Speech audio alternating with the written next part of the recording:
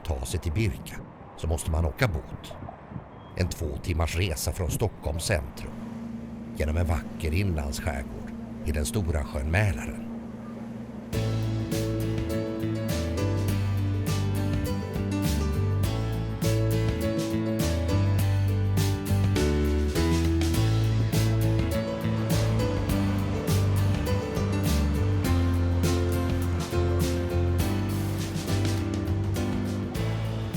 Mälaren är idag Sveriges 3:e största sjö. Men när Birka växte fram på 700-talet var det en stor havsvik till Östersjön. Här låg den lilla staden väl gömd bland myllret av öar som skyddade från plundring och härjningar. Och här handlade man med mängder av långväga varor som järn, pälsar, bärnsten, siden, glas och kryddor.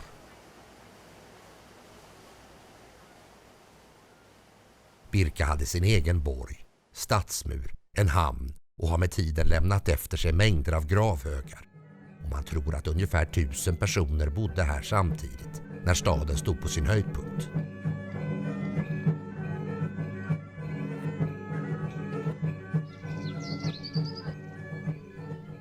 Men risken finns att den som kommer hit för första gången nog kan bli en smula besviken.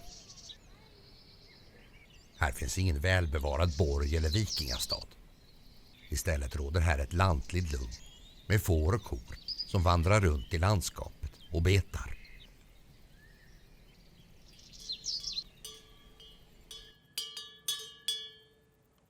Men tittar man lite närmare så hittar man snart den gamla borgvallen.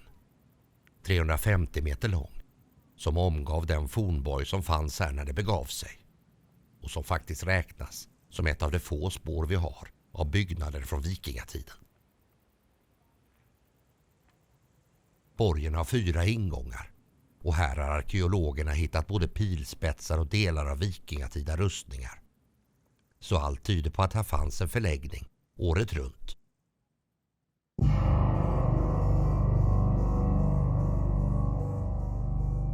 Från Birka gick handelsvägarna österut. Till Karelen, Ladoga och Novgorod. Men också till långväga destinationer som Bulgar, dagens Kazan och Tjernigov, Svarta havet och Konstantinopel. Och till och med ända bort till Baku, i Zoroastriernas land.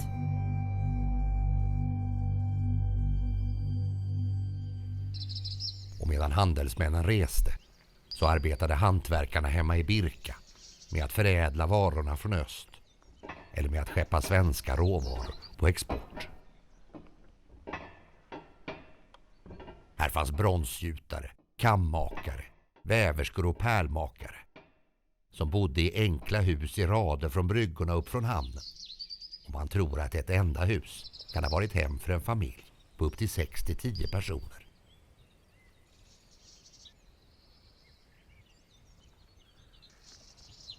Det finns bara ett vittnesmål om livet i Birka.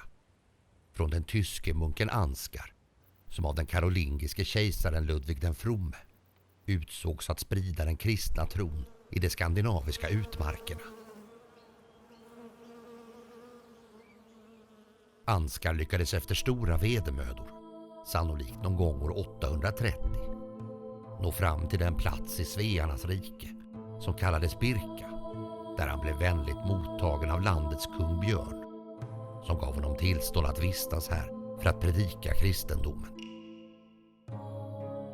Men efter att Ansgar lämnat Birka 5 år senare visade sig att den nya tron nog ändå inte riktigt fick det fäste i Birka som man hade hoppats på. Invånarna återgick snart till Tor och Oden och det skulle dröja en 200 år innan kristendomen på allvar började få fäste i landet.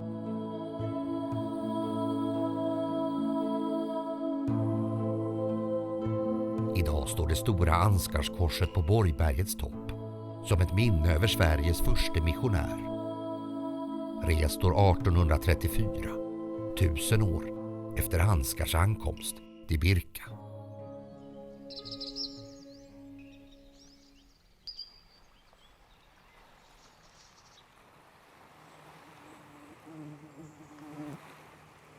På andra sidan vattnet ligger Adelsö. Här finns Hovgården, som också ingår i världsarvet Birka, där det på Ansgars tid fanns en stor kungsgård varifrån Sveakungarna styrde över sitt rike. Här finns 7 stora gravhögar, och även om det aldrig undersökts så säger traditionen att det tillhör de 3 Sveakonungarna, Björn, Olof och Erik.